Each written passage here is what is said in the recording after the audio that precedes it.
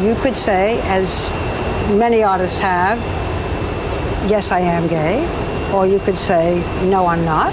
Welcome to MsMojo, and today we're looking at instances when famous people were encouraged, pressured, or downright coerced into hiding who they were to keep working. Because I'm hosting SNL and I'm like so gay, dude. Ben Kingsley. You would play that man. Which man? Who are we kidding you? Ben Kingsley. You'd play the boss. The famed British actor realized early in his career that he would have to disguise his heritage. Born Krishna Banji, a name which honored his father's heritage, his career gained momentum almost as soon as he changed his last name. Suddenly, roles and opportunities that were closed to him before had opened. He became one of the most distinguished and varied actors of the last 60 years. That reminds me, I have a scheduling problem. This meeting was last minute and I'm supposed to be at the luxury lounge at 2. Speaking on his decision in 2016, the actor sees the irony in it. After all, he won his Oscar for playing Mahatma Gandhi, one of the most important figures in India's history. Don't worry for me. I cannot watch the destruction of all that I've lived for. Rita Hayworth. Marketed as the love goddess, she became known for her trademark looks. I look my very best, Bellin. I want all the hired help to approve of me. But her final look, as was the case for most stars under the studio system, was manufactured by her employers. At her first studio, Rita Hayworth was named Rita Cancino, a stage name in itself, with the name Cancino intended to highlight her half-Spanish heritage. In fact, they had her portraying various races and ethnicities as needed. Thank you very much, but... You see, my grandmother had the happiest life of any woman who ever lived because she went back to Danny, don't you see? It was only after she went to Columbia Pictures that she was transformed into Rita Hayworth. Her Latin heritage was all but hidden through cosmetic procedures, including electrolysis to alter her hairline. She became a star very quickly from there. I'll do what it pleases me to do. I always have and I always will. Wayne Brady. A consummate showman, the Whose Line Is It Anyway cast member, Masked Singer winner, and host of Let's Make a Deal is just plain likable. One of the things in Hollywood is there are only a few of us black actors that happen to be working, and nothing makes me happier than to be able to take another black actor's job.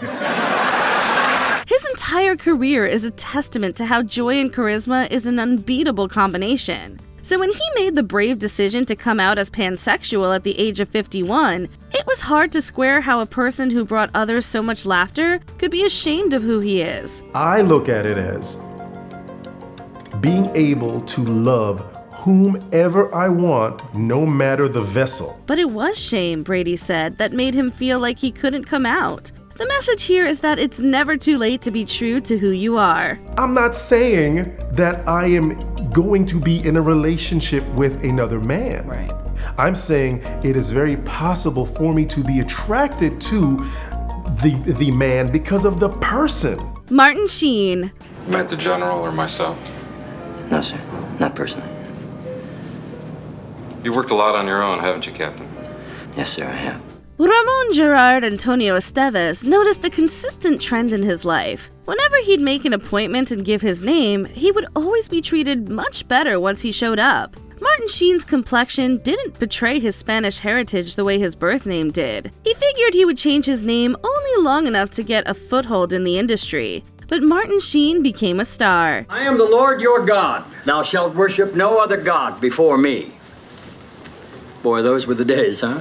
Good afternoon, Mr. President. Years later, he shared his regrets about giving up his father's name. Despite professional pressure, his son Emilio took his advice not to make the same choice he did. It's you and me. 2 hits. Me hitting you, you hitting the floor. Anytime you're ready, pal. Barry Manilow. Since his breakout as a solo act in the 1970s, the singer-songwriter had been churning out soft rock classics. For most of that time, Barry Manilow was hiding his sexuality. I'm a private guy. I'm a musician. Yes, fame hit me, but I never really wanted to go on that ride. So I kept my dogs to myself. I kept my home to myself. Like Liberace before him, he was afraid that his loyal, largely female following would abandon him if they knew he was gay. But even as time passed, laws relaxed, and cultural sentiment changed toward LGBTQIA+ people, Manalo still feared what coming out would do to his career. I thought I would be disappointing fans if they knew I was gay, he tells the new issue of People magazine. He came out in 2017, announcing also that he had married his manager Gary Keefe in 2014 after 36 years together. Manalo said he was surprised and touched at how supportive his fan base turned out to be. How's your husband, Gary? How's married life? 40 years this year. What? Come on. That is unheard of. Years? Tell me, what's the secret? Separate bathrooms. Kristen Stewart. Twilight is one of the biggest media franchises ever. Its stars and their public image were a hot commodity. So the lion fell in love with the lamb. What a stupid lamb. But Kristen Stewart's relationships were constantly in the news, and there was reportedly pressure on her to keep her sexual orientation a secret. Told this would affect her bankability as a star, she wasn't especially open about her private life, even if her relationships with women were known. Harper not coming out to her parents has nothing to do with you. How could it not? She later admitted that she was told to avoid holding her girlfriend's hand for fear it would sink her chances of getting big roles such as a Marvel superhero. She wasn't open about her queerness until 2019, introducing the world to her future spouse, screenwriter Dylan Mayer. You had said at one point that you wanted Guy Fieri to officiate your wedding. I heard that he officiates like gay weddings because his sister is queer, and I was like, who? I might be able to actually swing that. Ricky Martin. He was one of the foremost heartthrobs of the 90s, 2000s, and actually, he never stopped being a heartthrob. Ricky Martin's public persona had a lot to do with his sexual charisma. Speculation about his sexual orientation existed as early as the year 2000, but Martin didn't even dignify this with a definite answer. Thank you so much. And you're even being named. For giving me the opportunity to express the rumors. But for some reason, I just don't feel like it. For years, he listened to people who advised against his coming out. Believing it would end his career and destroy everything he had built, he didn't disclose his identity until 2010. If I knew how amazing it was going to feel, trust me, I would have done it 10 years ago. It was only after becoming a parent and doing the introspective work of writing his memoirs that he felt ready to be open. I felt that she was knocking like punch after punch after punch. It was really uncomfortable, to be honest. Really? But then again, I look at it and why didn't I say yes back then?